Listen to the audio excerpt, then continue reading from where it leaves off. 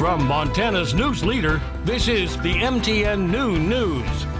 Good afternoon, everyone. Thanks for joining us on your MTN Statewide News this Thursday. I'm Jeanelle Slade. Well, new at noon, lawmakers insist they'll pass a COVID relief bill before the holidays, but time is running out. They're looking at a $900 billion package. It includes aid to businesses, $300 in weekly unemployment checks, and $600 stimulus payments to most Americans. It also proposes money for rental, food, and school assistance and vaccine distribution. The pressure is on lawmakers to agree to a new spending bill by tomorrow night to avoid a government shutdown. Leaders on both sides want to include a COVID relief package as part of that deal. Now, if Congress doesn't act, the new year could force many Americans out of their homes. A third of all U.S. households say they'll face eviction or foreclosure in the next 2 months. They hope many state leaders will put in place eviction protections in 2021 if the federal government chooses not to. Well, a second vaccine will likely be approved for distribution as early as today. An FDA advisory committee is meeting to discuss recommending an emergency approval for the Moderna vaccine. Vice President Mike Pence is set to be vaccinated tomorrow. President-elect Joe Biden is expected to receive it next week. And the FDA says hospitals are reporting some Pfizer vaccine vials are overfilled. The agency is advising health professionals to use every full dose possible. The company has not committed to any additional doses for the U.S. Well, so far today, Montana health officials report another 6 deaths related to COVID-19. MTN reports that increase just since last night. There are new deaths to report in Dawson, Sheridan, Yellowstone, Lewis and Clark, and Ravalli counties. As of the noon hour, 888 Montanans have died from COVID-related illness, and there are more than 8,800 active cases. Well, as frontline workers get vaccinated this week in Montana, teachers are asking if they too should be considered for an early vaccine. MTN's Cody Boyer explores that discussion. For healthcare workers, frontline workers, seniors, and many others, the news of a COVID-19 vaccine on the horizon is good news and uplifting for the time of year that we're in.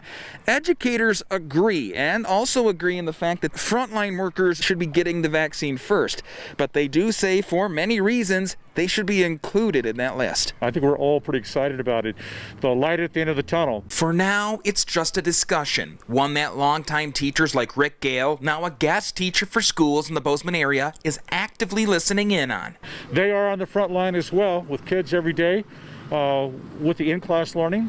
And at the same time, I hear teachers saying, yes, take care of those first responders, and we do have a lot of people in our communities doing what they do. To Gale, the effort by educators and others like store employees has been Herculean. It comes down to the possibility of exposure. They want to make sure the kids are safe, and every day they're putting a lot of time and energy to make sure that that classroom is safe for them to come into. Most communities see the value of our kids being at school as much as they can be.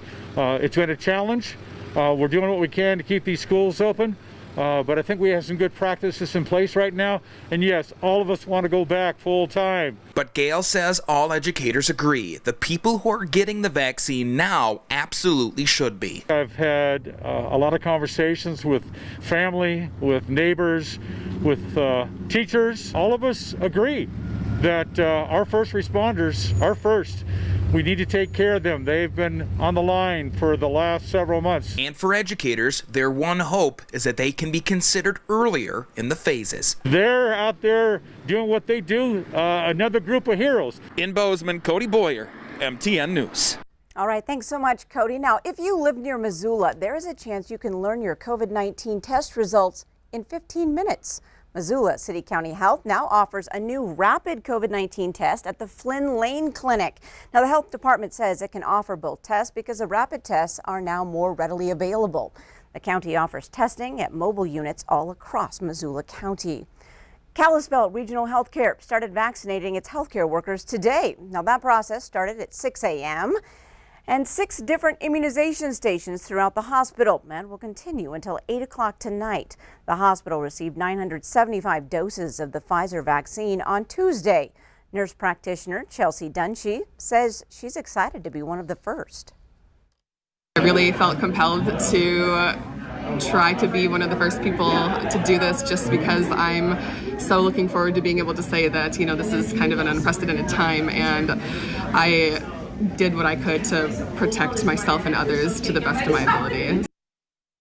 Kalispell Regional Health was one of Montana's first hospitals to receive the vaccine due to its cold storage unit, which has the capacity to hold more than 26,000 doses.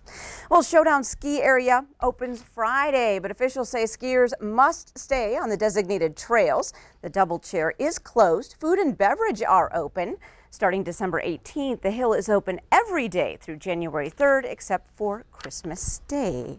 It's time now to check in on the weather scene with meteorologist Ed McIntosh, and he happens to be standing by to give us all those details right now. That's right. We're talking about snow for the mountains. I'm sure the skiers would love it, but for the lower elevations, take a look around the state here as of midday. We're watching some melting going on around the Billings area with a mix of clouds and sunshine, but there's still a lot of snow on the ground, so that'll start to slowly disappear. Over towards Missoula, we've got some slick roadways around the region. For the higher elevations in town, things are a little bit wet and comfortably at 40 degrees this hour. As we look over towards Butte, it's a shady sky with the clouds around. That's holding temperatures still into the 30s, warm enough to melt a little of that snow. And around Helena, some breaks in the clouds. Right now at 40 degrees, and still some melting happening. Then also looking over towards Bozeman, where temperatures are in the mid to upper 30s here as of midday. More on the weather coming up in just a few minutes. All right, thanks so much, Ed. Well, the Northern Cheyenne Tribe is suing the Bureau of Indian Affairs. It claims the agency is holding up a contract resulting in violent crime, unlawful drug use, and missing and murdered Indigenous women on the reservation. Now, the tribe says because of the BIA's chronic understaffing, it submitted a proposal for a grant worth more than $1 million to fund a new tribal police force. The BIA is in charge of all law enforcement on the reservation and would have to approve that grant. Northern Cheyenne officials claim the BIA intentionally delayed its response, which forced the tribe to miss a November 12th deadline to submit the application. The lawsuit requests that the BIA is ordered to enter a law enforcement contract with the tribe. And a Gallatin County judge says the Rocking R Bar in Bozeman must close at 10 p.m., setting precedent for businesses refusing to follow COVID restrictions. The judge said it was not an easy decision, but the orders are within the health department's authority. The Rocking R Bar owner said he kept the bar open late because he owed it to his employees who relied on a paycheck. The bar's attorney says his client will now close his business at 10 p.m. Well, there will be no public health guidelines for lawmakers to follow at the Capitol during the upcoming legislative session. Instead, the Rules Committee will form a leadership response panel with the power to act if there is a COVID-19 crisis. Now, the GOP group can restrict access to the Capitol, but it cannot force lawmakers to get tested for the virus or get vaccinated. Democrats pushed for face masks during this session, but the Republican-led Senate rejected all other proposals. Well, there is more ahead on your statewide noon news. Sensory kits could now help first responders soothe patients on the autism spectrum. We'll tell you how it's possible. But first, meteorologist Ed McIntosh is in next with your statewide weather forecast. Don't go away.